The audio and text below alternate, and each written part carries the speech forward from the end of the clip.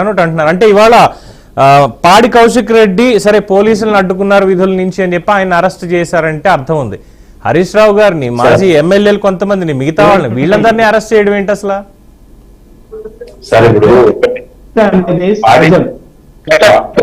పాడి కౌశిక్ రెడ్డి గారు అంటే మీకు తెలియని కాదు. పాడి కౌశిక్ రెడ్డి గారు ఒక శాసనసభ్యుని కానీ లేకపోతే కనీసం ఒక రాజకీయ నేతగా ఉన్నాను, దాదాపు ఒక 2 లక్షల మందికి ప్రతినిధిగా ఉన్నా అనే సోయి మార్చి ఓ ఎస్ఐ గారు వీరికి ఎంత దురుసుకుపోయిండో వీడియోలో మీరంతా చూసిండు. చట్టాన్ని చేతులకు తీసుకునే హక్కు ఎవరికి లేదు. ఆయన అరెస్ట్ చేస్తా అంటే అడ్డుపడే హక్కు హరీష్ రావు గారికి ఉందా చెప్పండి? ఓకే, ఇప్పుడు సీఎం కేసీఆర్ గారు ఉన్నప్పటి నుంచి ఆయన సంకన వేసుకొని సాక్షాత్ ఒక మహిళా గవర్నర్ ను అంత అవమానపరిచినట్టు మాట్లాడితే కూడా కేసీఆర్ గారు సంకన వేసుకొని రావడం, ఆయన ఎమ్మెల్యేలు లేకపోతే ఆయన అనుచరులు ఏది తప్పు చేసినా కానీ కనీసం ఖండించకపోగా ఎట్లాంటి అది లేకుండా ఆయన వాళ్ళకు ఒక అలవాటు అనేది ఆ యొక్క నీతిని నేర్పించేసి. సో మేమేమంటున్నాం అంటే ఇలా కాంగ్రెస్ పాలనలో తెలంగాణ రాష్ట్రంలో ప్రజాప్రభుత్వం ప్రజాపాలన నడుస్తా ఉంది. చట్టం తన పని చేసుకోపోతా ఉంటే ఇలా నిజంగా ఎవరిని మనం ప్రశ్నిస్తే అరేంజ్ చేసినా ఎక్కడన్నా చూపించాలి. మీ మీడియా ద్వారా కావచ్చు లేకపోతే ఇతర మీడియాల ద్వారా. ఇవాళ ఒక 2-3 పాయింట్లు చెప్తా సార్ మీకు. అంటే కాంగ్రెస్ ను ఎంత బదనాం చేస్తున్నారు. డిఎస్సి ఎగ్జామ్ జరిగినప్పుడు అది వాయిదా వేయాలని కొట్లాడినప్పుడు ఇదే అశోక్ నగర్ లో ధర్నాలు జరిగితే అక్కడ పోలీసులు అరెస్ట్ చేస్తే ఆ కోచింగ్ సెంటర్ ఓనర్లు ఉంటారు తప్ప డిఎస్సి స్టూడెంట్స్ లేరు. సో అట్లాంటి చేసినప్పుడు ప్రభుత్వం చూసుకుంటే వాళ్ళని మేము ఎంకరేజ్ చేయాలా? నిన్నగాక మొన్న లఘుచర్యలో జరిగిన కలెక్టర్ గారి దాడి మీద కూడా టిఆర్ఎస్ నేతలు కొంతమంది గుండాలుగా మారి సాక్షాత్తు ఒక జిల్లా మొదటి వ్యక్తి అనుకోవచ్చు, జిల్లా అధికారి మీదనే రాళ్ల దాడి, కర్రల దాడి, రాళ్లను ఎట్లా ధ్వంసం చేసిందో చూసిండ్రు. ఆ ధ్వంసంలో కూడా అక్కడ ఎవరికి ఇక్కడ భూమి లేదు, గజం భూమి లేదు. సో ఇవాళ పాడి కౌశిక్ రెడ్డి కూడా ఇలా ఒక పోలీస్ అధికారి మీద, పోలీస్ ఆఫీసర్ మీద అంతగా ఆయన మాట్లాడుతూ అంత మీదికి ఒక రౌడీకి గుండాలాగా పోతా ఉంటే ఇట్లాంటి వాళ్ళని అరెస్ట్ చేయడానికి కూడా మేము అడ్డుపడతాం. ఈ రాష్ట్రంలో ఇంకా మేము ప్రభుత్వంలో ఉన్నామనే భ్రమలో ఉన్నాం.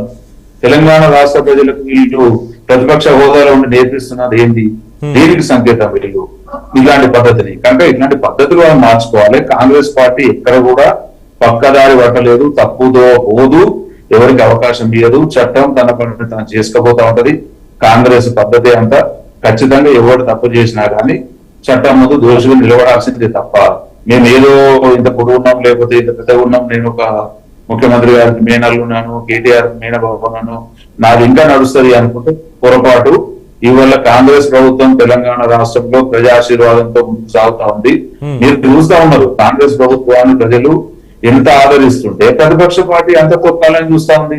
ఇందాక మా పశుపతి సార్ చెప్తా ఉన్నాడు, అదే మంచిని మంచిగా చెప్పండి, చేసిన దాన్ని చెప్పండి, చేయని దాన్ని వ్యతిరేకించండి. ఉద్దాక మీరు మెడల పలక మీద బోర్డు రాసి కాంగ్రెస్ దొంగ, కాంగ్రెస్ పనిచేయలేదు, కాంగ్రెస్ పడిపోతుంది, పూర్ణ నినాదాలతో ఎంతకాలం బతుకుతారు. ప్రజలు కూడా మీరు చేసేదానికి మిమ్మల్ని అర్పణ చేసుకోవడానికి ముందు ఉండాలి కదా. ఇలా నిజంగా లఘుచర్ల ఘటనలో ఎస్సీ కమిషన్లు దింపు లేకపోతే ఏదో చేస్తే కాదు, నిజంగా అక్కడ ఎస్సీలకి అన్యాయము, ఎస్సీలకి అన్యాయం జరుగుతుంది, తెలంగాణ రాష్ట్రం దిగ్బంధం అయిపోతుంది. ఇలా దళిత సంఘాలు కావచ్చు, గిరిజన సంఘాలు ఎవరు ఊరుకోరు. కేవలం అక్కడ ఒక కృత్రిమమైనటువంటి ఒక ఉద్యమాన్ని సృష్టించి ప్రజలను రెచ్చగొట్టి అధికారుల మీద దాడులు చేస్తే తెలంగాణ రాష్ట్ర ప్రభుత్వం చూస్తూ ఊరుకోవాలన్నా? తెలంగాణ రాష్ట్ర ప్రభుత్వానికి బాధ్యత లేదా?